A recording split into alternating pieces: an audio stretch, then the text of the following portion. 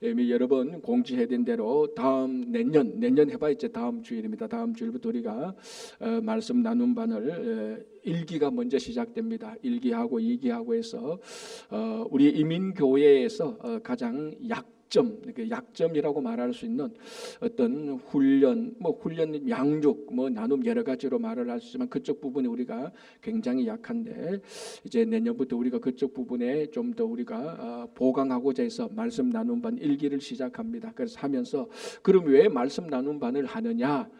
이제 우리 스스로가 그런 질문도 하지만은 오늘은 이 말씀을 통하여서 왜 우리가 이 말씀 나눔을 해야 되느냐, 왜 그 유익이 뭐냐, 이런 것에 관해서 오늘 한번 10편 119편 1절 2절, 사실은 이 119편 1절에서 끝절까지가 다 본문이 되고 더 넓게 말하면 성경 전체가 오늘 우리가 함께 나누는 말씀의 본문이 됩니다. 그래서 우리 같이 한번 말씀을 살펴보려고 합니다.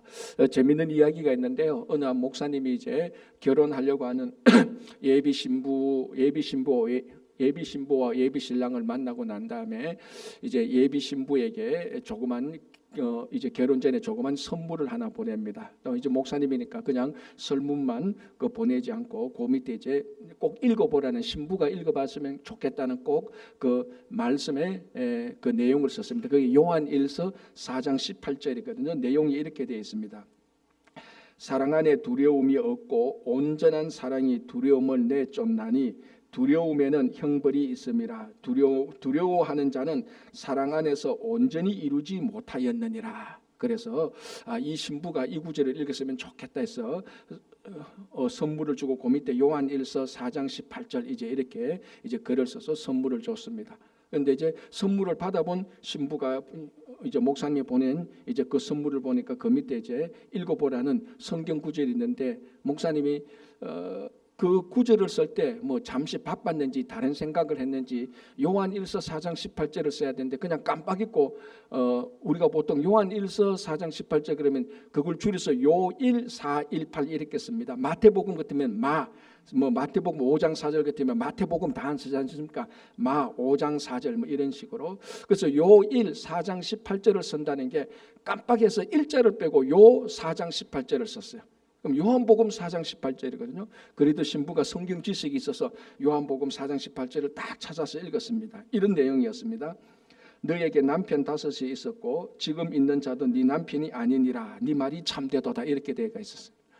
그러기 요한일서 4장 18절에 1자를 빼니까 완전히 반대되는 이런 우스운 얘기가 되었습니다. 무슨 말인가 하면 세상 사람들이야 예수를 믿지 않고 하나님을 섬기지 않으니까 성경을 볼 필요도 없고 성경의 중요성도 알 생각도 하지 않지만은 우리가 구원받은 우리들로서는, 구원받은 성도로서 이 땅에서 살아갈 때는 그냥 하루하루 그저 살아가는 것이 아니고 하나님의 나라를 위해서 그리고 하나님의 영광을 위해서 살아가는 것이 정말 우리들의 삶 아닙니까? 그렇게 살아가기 위해서는 성경 하나님의 말씀을 우리가 정확히 알고 정확히 전달하고 이 말씀이 얼마나 중요한가를 매일매일 생각하고 말씀대로 살아야 되는 것이 이게 우리 성도들의 상식 중의 상식입니다. 마치 물고기에게 물이 없으면 살아갈 수 없는 것처럼 우리 성도들에게는 이 말씀을 아는 것이 없으면 살아갈 수 없는 것이 사실입니다. 그래서 오늘 우리가 하나님의 말씀의 중요성을 생각하면서 오늘 우리가 왜 하나님의 말씀을 나누어야 되는가를 생각해 보도록 하겠습니다. 여러분, 첫 번째는 일단은 누가 뭐라 그래도 하나님의 말씀을 알아야 됩니다. 이 성경 말씀의 콘텐츠, 내용이 무슨 내용이 있는가를 알아야 되는 것이죠. 자, 신명기 6장 7절에서 9절, 그 유명한 구절인데 제가 다시 봉독해 드릴게요. 내 자녀에게 부지런히 가르치며 집에 앉았을 때든지 길을 갈 때든지 누워 있을 때든지 일어날 때든지 이 말씀을 강론할 것이며 너는 또 그것을 내 손목에 메어 기호를 삼으며 내 미간에 붙여 표를 삼고 내 집 문설주와 바깥문에 기록할지니라. 자, 이 말씀은 모세가 이스라엘 백성들한테 다음 세대에게 하나님의 말씀, 그러니까 그 당시 율법이죠. 율법을 어떻게 잘 가르치라 라는 것을 얘기하고 있는 것입니다. 여기에 보면은 우리 자녀들에게 율법을 어떻게 가르치는가 하면 자녀들이 잘 때든지 누웠을 때든지 일어날 때든지 걸어갈 때든지, 그러니까 언제든지 every time이죠. 언제든지 이 말씀을 가르치는 것이고, 그리고 또 그것도 부족해서 이 말씀을 너희의 미간에 붙여라. 미간에 붙이고 손에 붙여라. 그리고 이것도 부족해서 너 집 문설주에 말씀을 붙여라. 이렇게 되어 있지 않습니까? 그래서 우리 여러분 유대인들 그 정식 그 복장을 보면은 요 미간에 조그만 상자 같은 것을 붙여 여기서 딱 묶고, 그죠? 그리고 요 양팔에 팔에 이렇게 그 끈으로 묶어서 조그만 상자가 있습니다. 요 상자를 우리가 미간과 팔에 있는 상자를 히브리어로 테필림이라고 말하죠. 이제 그 테필림에 양피지 같은 조그만 그 종이에다가 성경 구절을 안에 넣어놓고, 그러니까 그 성경 구절을 안에 넣고 그 조그만 상자를 미간에 붙이고 요 팔에 붙이는 거. 그리고 여러분 유대인들이 집에 가면 문설주 문 입구에 원통령, 조그만 원통령으로 해서 딱 붙여놓은 게 있습니다. 들어갈 때 만지고 나올 때 만지고, 그 안에 또 말씀 구절을 넣어놨거든. 그러니까 이 말씀이 약 3,500년 이 말씀이 지금도 유대인들은 모든 유대인들은 모든 이스라엘 백성들이 다 그렇지 않지만 지금도 많은 사람들이 이 말씀을 기초로 해서 자기 자녀들에게 말씀을 가르치고 있습니다. 자, 이렇게 말씀을 가르치려고 하는 이유는 딱 하나죠. 그 자녀들이 하나님의 말씀의 내용을 가르쳐 주려고, 그 자녀들이 하나님의 말씀의 내용을 알기를 원하기 바랍니다. 그러니까 무슨 내용, 성경이 중요하다고 하는데 성경에 무슨 내용이 있는가, 그 내용을 알아야 됩니다. 그래야 무슨 이야기를 하든지, 그래야 말씀대로 살아라 권면을 하든지 할 것 아닙니까? 가장 기초적인 것은 이 성경 내용의 말씀을 알고 배우는 것이 가장 기초적입니다. 여러분 그 바빌로니아 탈무드가 여러 버전이 있거든요. 그 바빌로니아 탈무드에 이런 내용이 있습니다. 제가 읽어드릴게요. 아버지와 어머니를 공경하고 친절한 행동을 실천하며 아침 저녁으로 랍비 연수원에 일찍 나가고 손님을 환대하며 아픈 사람에게 문병 가고 결혼하는 걸 도와주며 망자와 무덤까지 동행하고 기도의 의미에 집중하고 동료들을 화해시킨다. 이거는 유대인들이 지극히 해야 되는, 하나님의 자녀들로서 해야 되는, 지극히 해야 되는 의무입니다. 전부 다 환대하고 사람들을 도와주고 화해하고 전부 다 우리 성도들이 해야 될 마땅한 가장 성숙한 성도들의 모습인데요. 이래놓고 이런 내용들을 쭉 리스트해 놓고 이 바벨로니아 탈무드에서 이렇게 말합니다. 그리고 토라가 율법이거든요. 율법 즉 말씀이죠. 그리고 토라 즉 말씀 공부는 이 모든 것을 합한 것과 같다라고 말합니다. 그러니까 환대하고 부모에게 효도하고 친절한 행동을 하고 사람들을 도와주고 화해시키고, 이 모든 행동을 합친 것하고 말씀을 공부하는 것하고 같다라고 말해요. 그만큼 이 말씀을 공부하는 내용, 이 말씀을 공부하는 것들이 중요한 것입니다. 자, 그러면 우리가 이렇게 지금 일부 예배 나오신 분들 가운데 말씀이 중요하다는 걸 모르는 분은 아무도 없을 겁니다. 말씀이 중요하지. 단지 이제 중요한 만큼 우리들이 행동하지 않아서가 문제지. 말씀이 중요하다는 건 다 압니다. 자, 그러면 질문해 보세요. 왜 말씀이 진짜로 중요합니까? 왜 말씀이 중요합니까? 말씀이 중요하다는 사실은 아는데 왜 중요한가? 여기에 대해서는 우리가 10가지 이상으로도 답할 수 있겠지만 한두 가지만 말하면, 첫 번째는 우리가 말씀의 내용을 봐야 하나님이 어떤 분인가를 알고 그 안에 구원의 역사가 어떻게 펼쳐지는가를 알게 되는 것입니다. 말씀을 모르면 그걸 알 수가 없는 것이죠. 두 번째는요, 이 말씀의 내용을 알아야 우리가 일상생활을 살아갈 때에 내가 무엇을 기준으로 살아가지? 왜 우리가 혼돈될 때가 많잖아요. 이럴 때는 어떻게 해야 되지? 이럴 때는 갈등되는데 내가 어떻게 올바르게 행동을 해야 되지? 그런 기준점이 필요할 겁니다. 그 기준점을 제시하는 게 바로 하나님의 말씀입니다. 우리 말씀의 내용을 알아야 이럴 때는 말씀대로 살아야지. 많은 분들이, 성도들이 늘 우리가 기도하지 않습니까? 주님, 우리가 말씀대로 살기를 원합니다. 그 모든 성도들이 진심으로 기도하는데, 그런데 우리가 일상적인 삶 속에 어떤 갈등되는 상황이 딱 닥쳤을 때 말씀대로 살아야 되는데 내 안에 말씀의 내용이 없단 말이죠. 말씀을 모르니까 말씀대로 살 수가 없는 겁니다. 그래서 이 말씀의 내용을 아는 것 자체가 가장 중요한 거죠. 이게 가장 기본이죠. 여기서부터 출발을 하게 되는 겁니다. 그래서 우리가 이번에는 이제 말씀 나눈 바를 보면 제가 공지했다시피 7개 주제를 다루게 되어 있습니다. 그게 첫 번째가 복음, 그리고 말씀, 그리고 기도, 그리고 성령, 그리고 교회 생활, 그리고 전도, 그리고 영적 전쟁. 요 7가지 주제. 뭐 우리가 다 들었던 건데요. 실제로 신앙생활 오래 하신 중직자들에게도 이거 모르는 사람 없지 않습니까? 그러나 이 7개 주제를 딱 가지고 실제로 얘기를 해보면요, 콘텐츠가 내용이 굉장히 약하다는 걸 알 수 있습니다. 말을 하면은 알아듣는데 그 사람이 그 내용을 가지고 무슨 말을 해보라고 그러면 한 1, 2분 말하고 나면 할 말이 없어요. 들으면은 아는데 내가 할 말이 없어. 왜? 이 콘텐츠가 안에 알맹이가 안에 부족하기 때문에 그렇습니다. 이것이 이제 이런 하나님의 말씀이 우리 속에 꽉 차 있어야 이제 내가 다른 사람들에게 말을 해줄 수 있고, 그 말씀에 따라서 내가 어떤 상황이 갈등되는 상황이 있을 때 내 안에 있는 말씀의 내용으로 어떻게 해야 될까를 기준을 정할 수 있고 제시를 할 수 있는 것입니다. 그래서 이번에 우리가 이 말씀 나누는 반을 통해서 가장 기초적인 것, 이 7가지 기초적인 것에 대해서 우리가 함께 배우는 그런 일기 말씀반이 되었으면 참 좋겠습니다. 자, 또 하나 우리가 생각해야 될 것은 이 일기 말씀반을 우리가 하는 이유가, 이 말씀을 우리가 내용을 이제 중요하다는 걸 알겠고 왜 중요한가도 알겠습니다. 그런데 참 실제적으로 중요한 것은요, 뭔가 하면은 말씀을 어떻게 배우느냐 하는 게 중요합니다. 자, 지금까지 신앙생활 40년 50년 하면서 말씀 안 배우신 분이 어디 있습니까? 다 배웠죠. 성경 공부 그래도 한두 번이라도 다 참석해 봤습니다.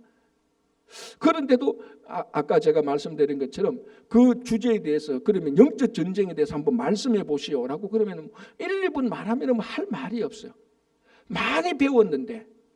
그래서 중요한 것은 우리가 이 말씀 나눈 반을 통해서 중요한 것은, 지금까지 우리가 성경 공부한다 그러면은 목사님이나 아니면은 앞에 강사가 가르치고 그걸 막 이렇게 받아 적어 가지고 집에 가서 한번 읽어보고 또는 외우고, 주로 이런 식이 우리 1세대의 이민 1세대의 교육 방법이었습니다. 저도 뭐 학교에서 그 배운 거는 선생님이 강의하고 열심히 받아 적고 밑줄 긋고 집에 가서 외우고 시험 칠 때 외운 거 다 답 적고 뭐 그래서 대학까지 다 졸업했다는 것 아닙니까? 뭐 그렇게 우리가 자라왔는데, 요즘 교육계에서는 그렇게 가르치는 교육이 가장 이게 미개한 방식이라는 것은 이제 다 알려진 것입니다. 예를 들자면은 이제 실제로 이제 교육자들, 교육 과학자들, 과학 교육자들의 확실한 그 연구의 결과에 의하면은 듣기, 그러니까 강사가 강의할 때 듣기, 그리고 책을 읽기, 그리고 보는 것, 이게 지금까지 우리가 주로 해왔던 교육인데, 이런 교육의 효과는요 5%에서 20% 정도밖에 안 된다는 거예요. 그러니까 95%에서 80%가 다 소비된다는 겁니다. 이게 굉장히 비효율적이죠. 그러나 이런 교육 방식이 아니고 토론을 하게 하고 직접 경험하게 하고 직접 그 배웠던 내용, 아는 내용을 직접 다른 사람한테 설명해보고 가르치게 하는 것, 이거는 50 내지 90%의 효과가 있다고 말합니다. 요즘 이제 한국도 일방적으로 강의하고 듣고 이런 주입식 교육이 아니고 토론하고 질문하고 대하는 이런 방식으로 거의 다 아마 그 바뀌어진 걸로 알고 있습니다. 그러나 우리 1세대만 하더라도, 저만 하더라도 수업 시간에 토론하고 질문하고 대답하고 이런 것이 굉장히 어색합니다. 아시다시피 저는 미국에 처음 공부하러 왔습니다. 공부하러 와서 이제 처음에 이제 학교에 가서 이제 대학원 수업을 듣는데, 첫 시간에 가는 게 이제 교수님이 그 실라버스를 내주지 않습니까? 첫 주에는 뭐를 배우고 주제 배우고 그 주제에 대해서 읽어야 될 책들 또는 아티클들을 쭉 이렇게 그 한 학기 동안 내어줍니다. 그 보니까 뭐를 읽고 이렇게 돼 있더라고. 그래서 첫 주에 오리엔테이션 마치고 이제 둘째 주 두 번째 수업 들어가기 전에 이제 일주일 동안 그 책을 읽습니다. 근데 읽어야 될 분량이 너무 많고 영어니까 항상 교수님이 읽으라고 말하는 것에 절반도 채 못 읽고 들어가요. 그러니까 처음에 들어갈 때 아직도 제가 기억하는 게 아이고 이 책을 내가 읽으라는 책을 절반도 못 읽었네. 아이 그럼 나머지는 뭐 교수님이 강의하는 건 내가 열심히 듣고 또 잘 적어서 하면은 뭐 이 주제 알겠지. 그렇게 해서 들어갔는데 아직도 저는 첫 시간이 생생하게 기록하는 게 뭐냐면 첫 시간에 들어갔는데 클래스에 가보니까 학생들이 한 7, 8명 앉아있어요. 앉아있는 것도 이런 식으로 앉아있는 거 둥글게 앉아있는 거죠. 뭐 교수 한쪽에 이렇게 앉아있고 교수님이 앉아있고 그래 앉아있게 저도 이제 자리에 앉았습니다. 근데 이제 교수님이 수업을 하는데 저는 당연히 기대했죠. 앉아서 교수님이 강의를 하겠구나 생각했는데 교수님이 강의를 안 해요. 그냥 자기가 질문을 던져요. 이번 주제가 이건데 너는 어떻게 생각하니? 그러니까 미국 학생들이 또 뭐 자기 생각을 막 말 얘기해요. 또 그러니까 또 다른 사람이 질문하고 또 교수는 듣다가 교수도 한마디 코멘트하고 그러니까 또 다른 학생이 질문하고 그래서 나는 가만히 있었죠. 영어도 잘 안 듣기고 무슨 말 해야 되는지도 모르고 아니 이게 지금 수업하는 건지 노는 건지 헷갈리더라고요. 좀 있으면 교수님이 강의하겠지. 뭐 교수님이 강의하면 내가 열심히 적어가지고 열심히 그 들린 대로 적어가지고 공부하면 되겠지 했는데 수업이 2시간인데도 강의를 안 해요. 그냥 실컷 자기들끼리 얘기하고 수업 끝이래요. 그냥 이게 토론식 수업인가? 그래서 그 다음 주 갔는데 또 그렇게 똑같이 해요. 그러면서 교수님이 뭐라고 하는가 하면 내가 아직도 기억나는 게 막 이렇게 하니까 어떤 학생이 좀 통찰력 있는 얘기를 하잖아요. 그러니까 교수님이 가만히 듣더만 막 되게 좋아하더라고요. 그래서 하는 말이 뭔가 야 오늘 이 수업을 통해서 내가 많이 배웠다 그러더라고요. 교수님이. 제가 속으로 화가 나더라고요. 배웠으면 네가 등록금 내야지. 아니 가르치는 게 하나도 없어요. 수업에 들어가니까. 교수는 그만 가만히 앉아서 질문하고 고기 끄덕이고 다른 사람 얘기하면 답변해주고 자기도 질문하고 마칠 때는 야, 내 오늘 이 수업 너무 좋았다. 많이 배웠다. 아니 우리가 배워야 되는데 왜 자기가 배워? 혼자 그리 생각했다. 아니 그러니까 수업이 계속 그리 진행되니까 어쩌면 꿀 먹은 버금이처럼 가만히 있는 거예요. 야 이거 안 되겠다 싶어서 한번 독한 마음 먹고 저도 막 그러니까 준비해가지고 이제 수업 시간에 들어가서 적당한 타이밍 보고 말 한마디 해야 되잖아요. 요럴 때 요 말 하면 되겠다 해서 그 말 딱 했는데 처음 말은 아직도 기억납니다. 사람들이 다 나를 보는 거예요. 왜? 몇 주 동안 꿀 먹은 벙어리처럼 가만히 있던 한국 학생이 말을 하니까 사람들이 막 굉장한 관심을 보여주는 거예요. 그러면서 막 질문을 하는 거예요. 질문 안 했으면 좋겠는데 나는 내 말하고 그냥 가만히 있기로 했는데 막 질문을 하는데 야, 이 사람 질문하는 게 이게 맞나 헷갈려서 뭐 나름대로 대답을 해요. 내가 보니까 이 대답이 제대로 된 대답 안 같은데도 애들이 되게 좋아요. 그러냐고 막 또 질문을 해. 그래 그만 됐다고. 됐다 그만 질문해도 된다고 해서 넘어간 적이 있습니다. 그런데 한 학기 끝나도 교수가 그 수업에 관한 강의를 한 적이 한 번도 없어요. 진짜로. 그냥 책 읽으라 그래놓고 얘기하고 끝내는 거예요. 그때 내가 한 6, 7째 주에 아까 좀 전에 말씀드렸지만 나도 무슨 말을 해야 되겠다 작정하고 들어가서 그 말을 했고 사실은 지금 생각해도 그 말이 그 타이밍에 해야 될 말이 아니에요. 사실은 좀 핀트가 났는데 그래도 그 학생들이 교수들이 친절하게 내 말을 듣고 질문하고 리스판스를 했던 내용들이 있습니다. 그러면서 제가 하나 절실히 깨달은 게 있어요. 이 인간이라는 게 사람이라는 것이 내 머리에 기억되고 내가 생각하는 것은 듣고 읽고 하는 것보다 내가 준비해서 내가 이런 말을 했던 것이 기억에 확 나는 겁니다. 내가 이런 말을 하니까 저 사람들이 이렇게 리스판스를 하는구나. 그걸 들으니까 내용이 생생하게 살아있어요. 저는 아직까지도 첫날 수업에 내가 무슨 말을 했는데 몇몇 학생이 무슨 질문했는가 다 기억하고 있어요. 솔직히. 왜? 그게 25년 전 얘기예요. 그런데 교수님이 강의했던 것은 하나도 기억이 안 나요. 무슨 말인가 하면은 우리가 전번에 공부 잘하는 학생들한테 그 학생들이 하는 얘기를 들었습니다. 어떤 교수님하고 하는데 공부를 잘하는 방법은 3가지가 있대요. 첫 번째는 IQ가 좋아야 된다는 겁니다. 두말하면 잔소리죠. 두 번째는 열심히 공부해야 된대요. 그것도 두말하면 잔소리죠. 세 번째는요. 공부하는 방법이 좋아야 된대요. 첫 번째, 두 번째는 두말하면 잔소리인데 세 번째는 우리가 여기에 포커스를 놓쳤구나.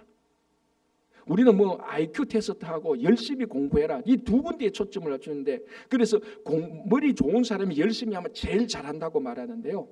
머리가 좀 나빠도 열심히 안 해도 공부하는 방법을 바꾸면 훨씬 더 효율이 있을 수가 있습니다. 그게 뭐냐면은 주입식이 아니고 바로 함께 수업을 그 주제를 가지고 함께 이야기를 하고 나눌 때에 확 우리 안에 들어오는 겁니다. 한번 해보십시오. 여러분 보십시오. 여러분 설교 시간 30분은 지겹잖아요. 40분은 더 지겹고 50분이면 몸이 뒤틀립니다. 그죠? 그래서 50분에서 1분 더 하면 막 한 50분 설교 더 하는 것처럼 뒤틀려요. 그런데 여러분 저기 파리바게뜨 가서 커피 마시면서 막 얘기하는요. 아니 얘기 몇 마디 안 하는 건데 2시간이 지났어. 설교는 5분 더 들으면 막 몸이 털리는데 이야기는 1시간 더 해도 재밌어. 물론 주제가 달라서 그런 것도 있지만 왜 그런지 사람의 본성이 그렇대요. 내가 하고 싶은 얘기를 하고 저 사람이 하는 얘기를 들어주고 이렇게 이야기를 주고받고 우리말로 하면 함께 나누면요. 그 나누는 시간이 결코 지겹지 않다는 게 인간이래요. 그게 사람이 원래래요. 그리고 그때 했던 얘기들이 다 마음에 많이 남아있대요. 자, 우리가 처음에 이 리더들하고 섬김이다를 같이 공부할 때 말씀 양육반이라고 했는데 함께 하면서 이거는 양육보다는 함께 나누는 것이 좋겠다. 그래서 말씀 나누는 반으로 바꾸었습니다. 왜? 이 주제를 두고 우리 7가지 주제를 두고 함께 가서 복음이 무엇인지 당신의 생각하는 복음은 뭐냐? 나 잘 모르겠다. 그럼 옆에 사람이 얘기하고 기도를 어떻게 해야 되고 왜 기도가 응답이 안 되냐? 기도 응답 받는 건 뭐냐? 그냥 목사님이 강의하는 걸 리더가 강의하고 다 받아 적는 게 아니고 물론 그런 내용도 알아야 되는 건 당연하지만은 나는 이럴 때 기도하니까 너무 그때 기도 응답하는 게 내한테 너무 좋더라. 그런데 나는 아직까지 기도하고 있는 제목이 있는데 아직까지 응답 안 되고 있더라. 그런 걸 함께 나누면서 다른 성도들이 하는 이야기에서 아까 교수님이 했는 것처럼 많이 배울 수가 있는 것입니다. 그래서 이번에 이 말씀 나눈 바는 단순히 자 기도에 응답받는 이유가 뭡니까? 첫째 이렇게 답다는 이런 것이 아니고 그것을 단하여서 진짜 우리가 신앙생활 이제 한두 해 한 사람들이 아니라 오랫동안 한 사람들 아닙니까? 그런 경험들을 함께 나누게 될 때 그게 말씀이 우리 안에 들어오게 되는 것입니다. 여러분 어느 한 랍비가 이런 얘기를 했던 게 있습니다. 제가 한 구절인데요. 이렇게 되어 있습니다. 토라 아까 율법 말씀이라 그랬죠. 토라를 즉 말씀을 공부하기 위해 혼자 앉아 있는 학자들은 어리석다 이렇게 말했습니다.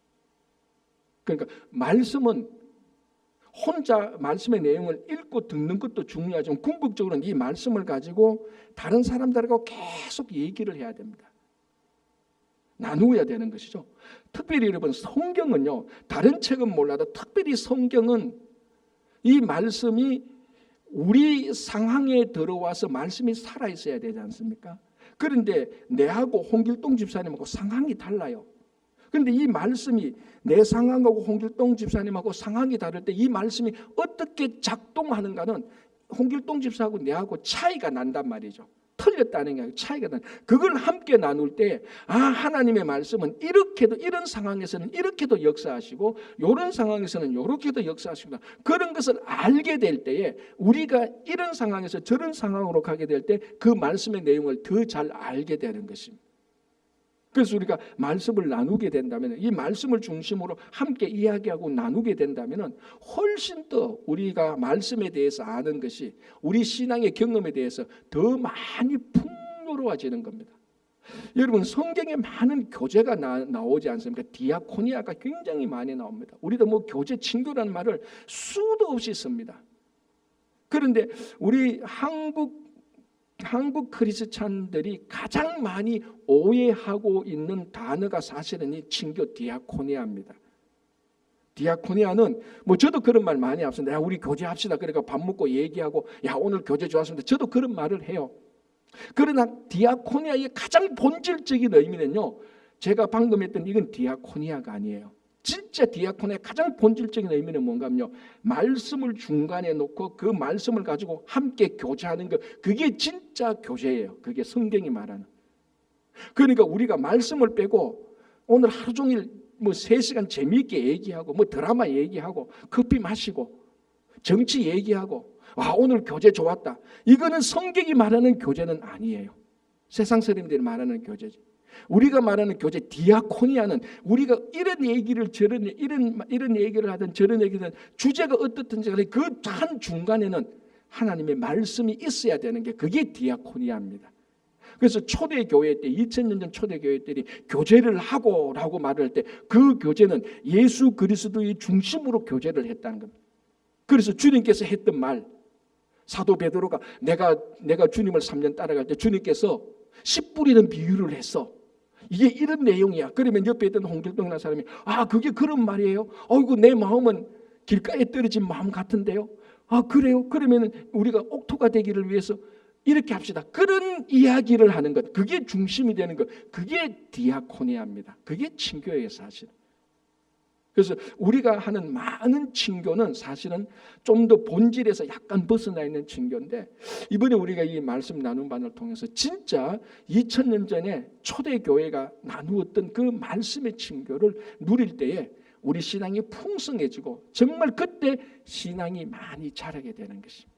그래서 이번에 일기 말씀반에 이런 경험을 다 나누었으면 참 좋겠습니다. 자, 그러면 이런 말씀 나눔 반을 통하여서 어떤 유익이 있을까? 그럼 이걸 하면은 뭔가 유익이 있어야 되지 않습니까? 그냥 하는데 그냥 한 시간만 재미있었다, 즐거웠다 이런 것이 아니고, 이 말씀을 이렇게 함께 나누면요, 첫 번째 어떤 유익이 있는가 하면요, 이 말씀을 계속 우리가 나눈다면은 우리 안에 말씀이 머물게 됩니다. 당연한 거죠. 그럼 우리 안에 말씀이 머물게 되면은 내가 나 자신을 바라볼 때에 말씀이라는 프리즘을 통해서 나를 보게 돼요. 내가 어떤 사람인지. 자, 여러분, 우리가 한 사람, 홍길동이라는 사람을 어떤 사람이라고 말할 때는 그 사람이 가지고 있는 직업, 신분, 그리고 그 사람이 했던 업적, 이런 것들을 통해서 그 사람이 어떤가를 우리가 말을 합니다. 이 사람의 직업이 뭔지, 그리고 이 사람이 지금까지 어떤 일을 했는지, 이런 사회적인 평판, 이런 거 가지고 이 사람을 평가하는데, 우리가 자기 자신을 볼 때도 그렇게 생각을 한다는 거죠. 일상적으로. 내가 한 가정의 아버지지, 내가 그래도 교회에서 뭐 어떤 직분을 맡은 사람이고, 사회에 나가서 어떤 비즈니스를 하는 사람이고, 내가 한 40년 동안 그래도 이 사회에서 이런 걸 이룬 사람이지, 그런 것들을 통해서 자기 자신을 바라보고 자기 자신이 그런 사람이라고 말을 합니다. 일반적으로. 그러나 우리가 말씀을 나누게 되고 말씀이 우리 안에 거하게 되면은 말씀을 통해서 내가 어떤 사람인가를 보게 되는 겁니다. 지금까지 나를 바라본 관점이 아니라 완전히 새로운 말씀을 통해서 내가 어떤 사람인가를 보게 되는데, 이 보게 되는 관점이 하나님이 나를 어떻게 보는 관점하고 같다는 겁니다. 여러분, 우리가 세상에 나와서 권력을 많이 쥐었다고 해서 하나님께서 그거 보고 네가 권력을 많이 잡은 사람이구나, 너 잘했구나, 그렇게 말씀하지 않는단 말이에요. 말씀을 통해서 나를 볼 때 원래 피조물의 정체성이 거기서 드러나는 겁니다. 피조물이죠. 우리가 하나님께서 우리를 창조하실 때 말씀을 통해서 창조했고, 말씀을 통해서 우리를 볼 때 원래 내가 이런 사람이구나라는 것을 알 수 있다. 유명한 기독교 저자고 신학가고 목회자였던 R.C. 스프롤이라는 사람이 있습니다. 이 R.C. 스프롤이라는 사람이 1957년도에 자기가 완전히 회심을 했다고 말합니다. 정확한 날짜는요, 1957년 9월 13일 오후 11시, 밤 11시에 요때에 자기는 진짜 회심을 했다라고 기록을 하고 있는데, 그 회심한 결정적인 사건이 뭔가 하면 전도서 3장 11절을 읽으면서 전도서 11장 3절, 전도서 11장 3절을 읽으면서 자기 자신이 어떤 사람인가를 완전히 봤다 그러면서 하나님 앞에서 회심하게 됩니다. 전도서 11장 3절이요, 이렇게 되었습니다. 그 구절이 무슨 말씀인가 하면요, 구름에 비가 가득하면 땅에 쏟아지며 나무가 남으로나 북으로나 쓰러지면 그 쓰러진 곳에 그냥 있으리라. 이 말씀 속에서 자기를 발견한 것. 그러면서 말합니다. 인류 기독교 교회사 역사상 전도서 11장 3절 말씀을 통해서 회심하게 된 사람은 자기밖에 없을 거라고 말해. 자, 이 내용은 뭐냐면, 전도서 11장 3절은 내용은 뭐냐면요, 자연 현상을 그냥 설명한 거예요. 구름에 습기가 차면 그게 비가 내리고, 숲속에 나무가 쓰러지면은 남쪽으로 쓰러지면 남쪽으로 쓰러진 채로 그대로 있고, 북쪽으로 쓰러지면 북쪽으로 쓰러진 채로 그대로 있다는 이 말이에요, 사실은. 아니, 여기서 우리가 회심할 게 뭐가 있습니까? 그런데 이 알시스프로는 그의 말씀을 보면서 자기 자신을 봤다. 뭐냐면은 숲속에서 남쪽이나 북쪽이나 쓰러진 그 나무를 보면서 그 나무가 오래되면서 부패하고 썩은 나무가 상상되면서 자기 자신이 그거라는 것을 보았다는 겁니다. 그래서 내가 이만큼 저 숲속에 오랫동안 쓰러져서 썩어지고 무너진 아무 쓸모없는 장작에도 못 쓰는 그런 나무와 같은 게 나구나라고 죄인됨을 발견한 겁니다. 그때 회심이 일어났다고 말하라. 1957년 9월 13일 밤 11시. 여러분, 이 전도서 11장 3절은요, 이 말씀을 가지고 아무리 봐도 회심한 구절이 아닌데 이 말씀을 가지고 자기 자신을 비추어 보니까 성령께서 역사하셔서 우리가 얼마나 하나님 앞에서 죄인인 것을 보면서 그때 회심하게 된 것입니다. 이게 우리 피조물의 정체입니다. 이게 우리 피조물의 정체성이에요. 우리는 어떻게 보면 하나님 앞에서 우리가 우리 자신을 많이 속이고 있는 것 같아요. 너 누구냐라고 말하면 하나님 내가 이만큼 이랬고 내가 신분이 이랬고 사회적인 명성이 이랬고 우리는 그렇게 말할 수 있단 말이에요. 그래서 말씀으로 비추어 볼 때는 전부 다 하나님 앞에 나가서 하나님 우리가 구원받을 수밖에 없는 죄인입니다라고 고백을 하는 것. 그런데 그것이 우리가 일상적으로 교회 하도 오래 다녀가지고 하도 듣는 말씀이 있어가지고 그냥 습관적으로 우리가 죄인이죠 뭐. 정말로 자기가 죄인이어서 죄인이라고 고백하는 것이 아니고 들었던 말이 있어서 이럴 때는 이렇게 대답해야 돼 라고 말할 때 겸손한 척하면서 죄인이라고 말하는 것이 우리들의 모습 아닙니까? 그 말씀으로 우리를 비추어 볼 때는 말은 똑같은 죄인이지만 말씀으로 비추어 볼 때는 정말로 우리가 얼마나 죄인인가를 우리 피조물의 정체가 확 드러나는 거예요. 그게 이 말씀을 볼 때 큰 우리들에게 유익이 있습니다. 그래서 이 말씀 나눈 바를 쭉 우리가 함께 나누면서 이 말씀을 통해서 나를 보니까 정말로 내가 구원받을 죄인이었구나. 그리고 이 말씀을 보니까 정말로 내가 구원받은 사람이었구나. 나는 이것을 말로만 아는 게 아니고 실제적으로 우리 심령 속에서 그런 감동의 역사가 은혜의 역사가 일어나는 것이 이 말씀 나누면 큰 유익이 되는 것입니다. 자, 또 하나를 더 보면요. 자, 우리가 이렇게 말씀을 나누고 좀 일주일에 뭐 1시간이나 2시간이나 이렇게 하다 보면은 말씀이 차곡차곡 쌓이게 됩니다. 자, 우리 안에 말씀이 있다는 것은요, 말씀과 함께 동행하게 되는 것이고, 말씀과 함께 동행한다는 것은 당연히 자연적으로 하나님과 동행하게 되는 겁니다. 내 안에 말씀이 살아있으면 하나님께서 함께 하시는 거죠. 그래서 말씀을 우리가 이렇게 나눈다면은 우리가 하나님 중심적으로 살게 되는 것입니다. 모든 시선과 모든 관점을 하나님 중심적으로 볼 수 있는데요. 그 첫 번째가 이런 효과가 있습니다. 지나온 내 인생을 보게 될 때 참 어렵고 힘든 일이 있었거든요. 그때는 왜 그때 그런 일이 일어나는지 아직까지도 이해하지 못하는 일들이 있지 않습니까? 여러분 지나온 인생을 볼 때 왜 그때 그런 일이 있는지 나 아직도 모르겠어. 왜 무슨 일이 있는지 모르겠어. 그런 일들이 지금까지도 있고 그리고 그런 일들은 대체로 다 부정적인 사건들입니다. 그래서 그런 사건들로 인해서 내게 상처가 있고 아직까지 그걸 회복하지 못한 사람들이 참 많을 겁니다. 그때 그 일만 아니었다면 내가 지금 이 모양 이 모습이 아닌데 왜 그때 그런 일이 있는데 내가 잘못한 게 없는데 이런 일들이 굉장히 우리한테 많이 있습니다. 사실은 그런 일들이 다 지금 오늘날 우리들에게서 열등감을 주고 우리들에게 컴플렉스가 가지고 있는 우리들 내면의 상처로 남아 있는데 이 말씀을 함께 나누고 말씀이 우리 안에 머물게 되면 하나님과 함께 되고 하나님 중심적으로 그런 일들을 바라보게 될 때요 무슨 일이 일어나는가 하면은 과거에 이해하지 못했던 지금까지 미스테리로 남았던 그 부정적인 사건의 의미와 목적을 하나님 중심으로 보게 되는 겁니다. 그러면은 그 미스테리가 풀리기 시작하는 거예요. 자, 그 가장 대표적인 사람이 누굽니까? 그게 바로 요셉이었습니다. 사실은. 자, 요셉이 자기 형들한테 시기당해 배신당해가지고 애굽의 노예로 팔려갔지 않습니까? 노예로 팔려가서 또 뭡니까? 보디발의 그 집에 가서 가정 총무 열심히 했는데 보디발의 아내의 모함을 해서 감옥에 들어갔지 않습니까? 요셉이 감옥에서 무슨 생각을 했는지 아십니까? 자기는 감옥에 들어올 이유가 없다고 생각했어요. 그래서 술 맡던 간원장의 그 꿈을 해석해 주면서 술 맡던 간원장이 감옥에서 나갈 때 뭐라고 부탁합니까? 당신이 바로 왕에게 가거든 내 감옥에 억울한 사람 한 사람이 있다는 것을 얘기해 달라고 말을 합니다. 그래서 감옥에 나가게 하려고. 그 상황은 뭡니까? 요셉이 자기가 감옥에 들어와야 될 이유가 없다는 거죠. 왜? 실제로 맞아 잘못한 게 없으니까. 잘못한 게 없는데 감옥에 들어왔으니까 그게 이해가 안 된다는 겁니다. 그래서 술 마땅 간지 부탁합니다. 내 감옥에서 빼달라. 나 잘못한 거 없다.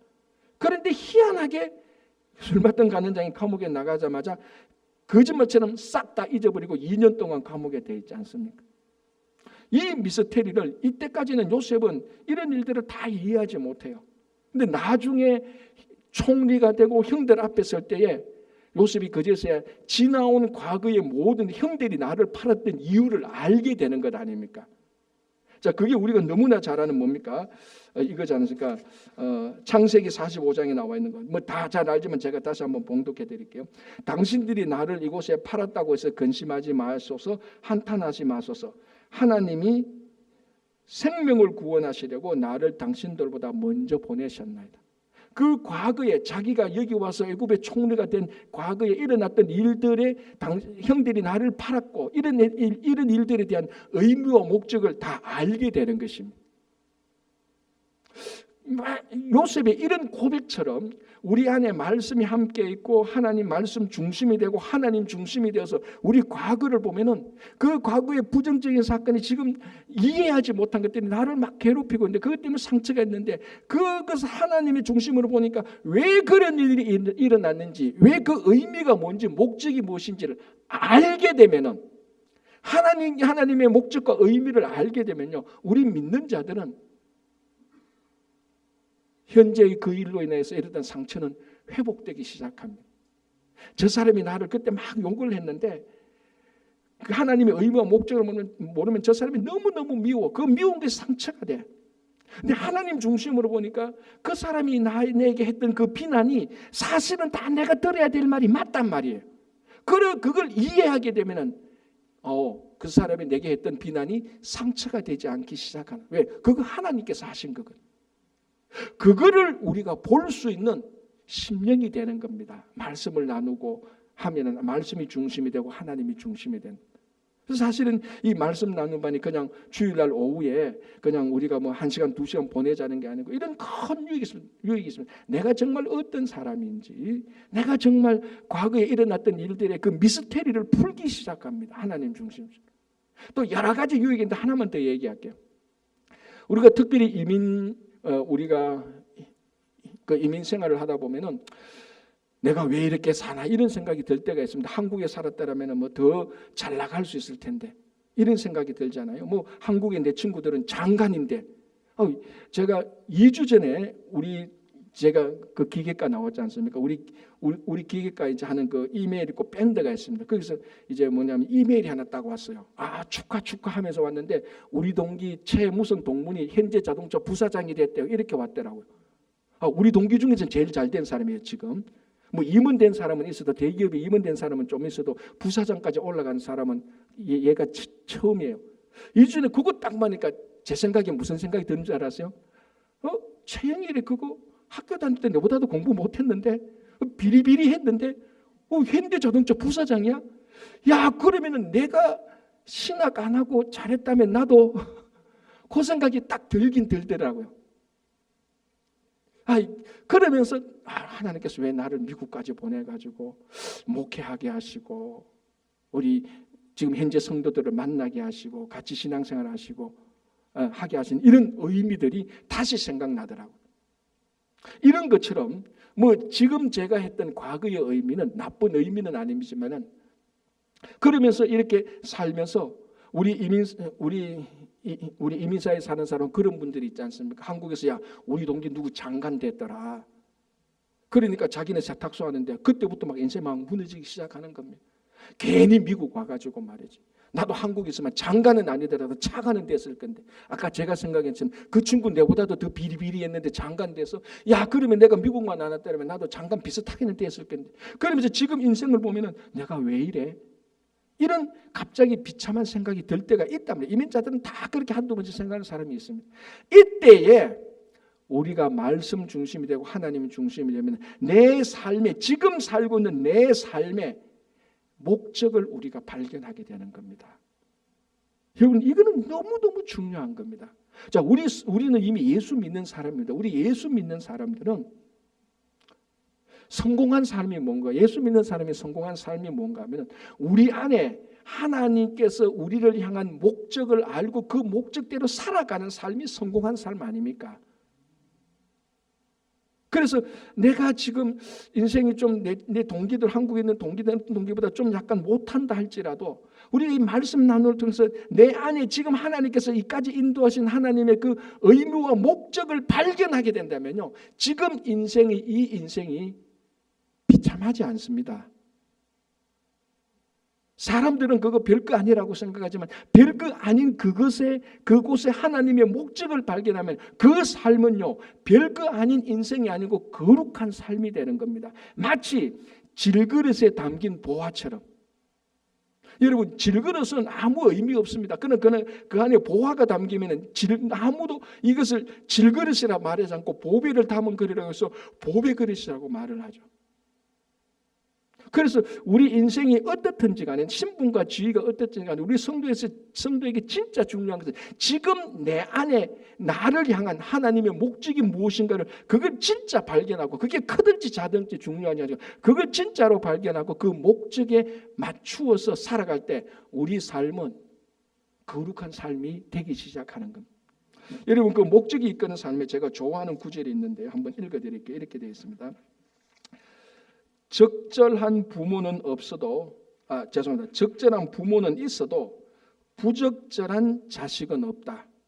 많은 아이들이 부모의 계획과 상관없이 태어날 수는 있지만 하나님의 목적 없이 태어날 수는 없다라는 겁니다.